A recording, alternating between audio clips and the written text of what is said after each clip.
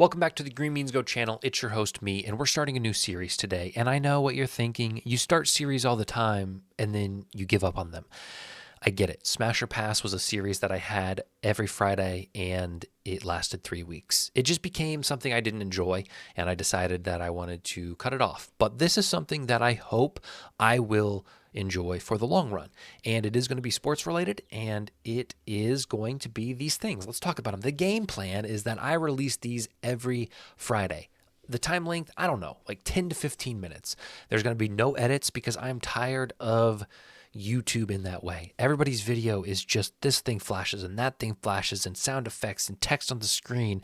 And like, I get it. That's really good for holding our attention, but I'm kind of sick of it. I want the conversation to hold the attention. I want the topics to hold the attention. I want what I'm saying, hopefully, to hold the attention. And I'm not saying that's going to happen on the first episode, but hopefully as I get more comfortable and you guys chime in to the topics that we discuss in the comments and things, hopefully that happens. So how this is going to work is we're going to follow the actual origin of the Green Means Go enterprise. When I started Green Means Go, I was still teaching and I was driving to work every day, miserable.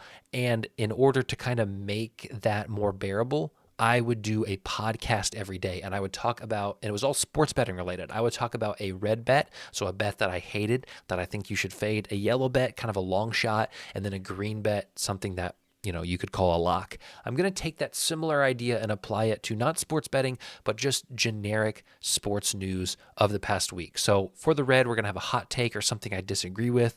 A yellow is going to be on the fence, something I'm on the fence about. And then the green is going to be something I was impressed with in the sports world this week. So let's just get into it. Let's talk about it. I'd love to have your comments in the comment section based on these things, your opinions. I love hearing people's opinions on sports takes. I love arguing a little bit. And so that's what I want Green Means Go Friday to be. The red topic of the week is Jaylen Clark, as I'm calling her. She's receiving a lot of hate in her first few months, or I guess just month, of the WNBA. And most of that hate is coming from social media. So we're going to jump down here and talk about social media first. I am a little, I need to expect it at this point. Social media is a wasteland by and large. There are positive things on it. There are, enlightening things on it, but oftentimes it is wasteland. And you see multiple opinions on Jaylen Clark from both WNBA players and just fans of the WNBA, both positive and both negative. What I want to talk about is the negativity, because I think people need to realize that when there is negativity over a player in the NBA, it is often received as people being competitive or it is from the athlete perspective. And I think, at least the way I'm interpreting it, is there's a lot of personal nonsense that gets baked into it, and not necessarily from the haters, just from honestly the supporters or the people commentating or commenting on the hatred. The bottom line is this: these women are competitors. This is their job. This is their livelihood. And I don't think any hate that Jaylen Clark is getting should be seen as a personal thing. Like I've seen she's white, so she's, guys, let's just let them be competitive, right? Let's let them have their rivalries. That's what makes sports so entertaining to the masses and to me. I want Angel Reese and Jaylen Clark to go at it. I want them to have their back and forth on Twitter, right? That makes it more exciting.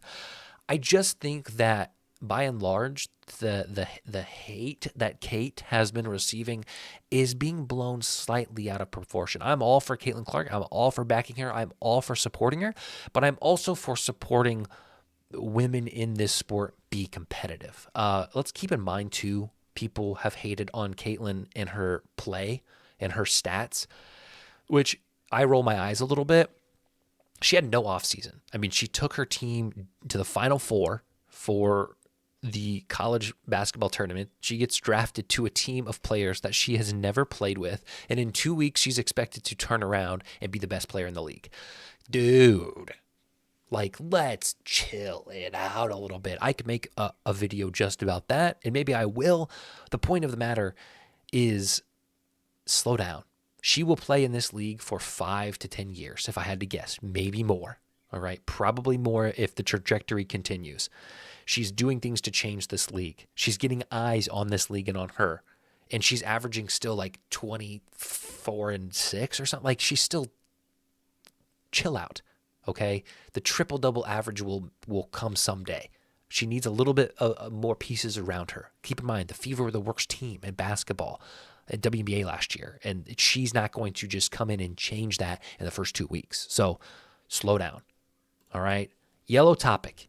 Jaylen Brown wins Eastern Conference Finals MVP. And he was surprised. He says, I don't ever win shiznit. Okay. And it's yellow because I don't know. I'm on the fence about it. Okay. In my Trump impression. I'm just on the fence about. Oh gosh, my lights are falling. No edits, baby. We got to let it ride. I'm just on the fence. Okay. And here's why.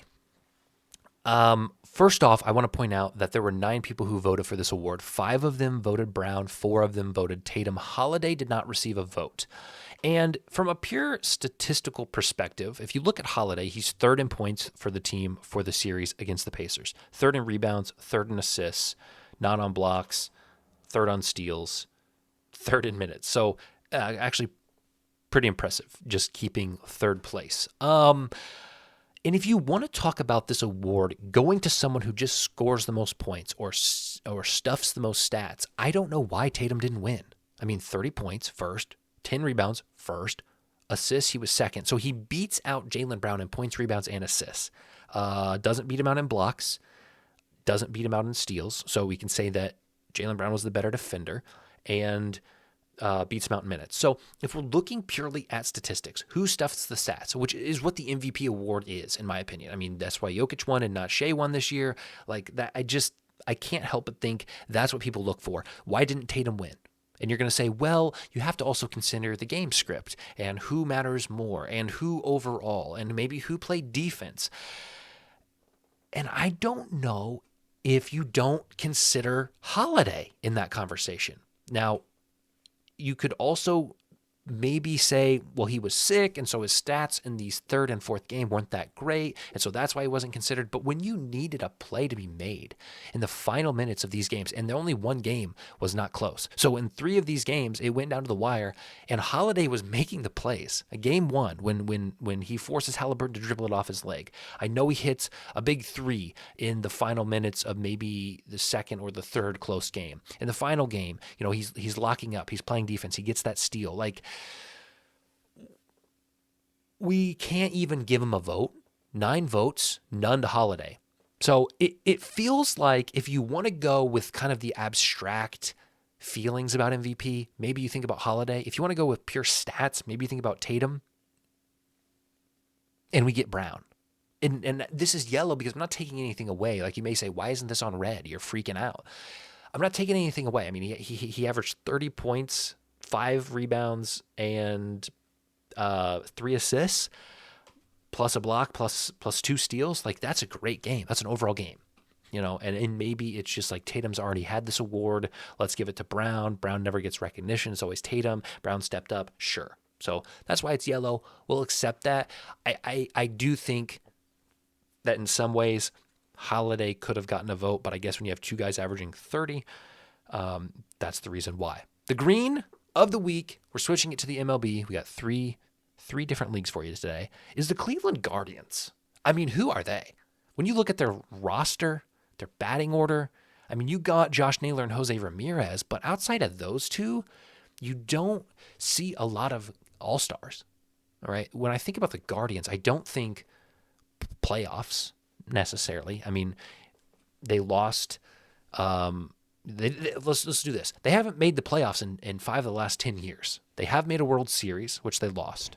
They've lost 3 times in the first round, and they've won 1 game 1 time. So this is not a team. This is not a franchise that's just like Yankees, Red Sox, big time Astros. This is not a franchise who you're talking about. and they're second right now in the American League. And they're 2 games behind the Yankees, and they've played 2 less games than the Yankees, so they've lost as many as the Yankees. And the Yankees are loaded. I mean, take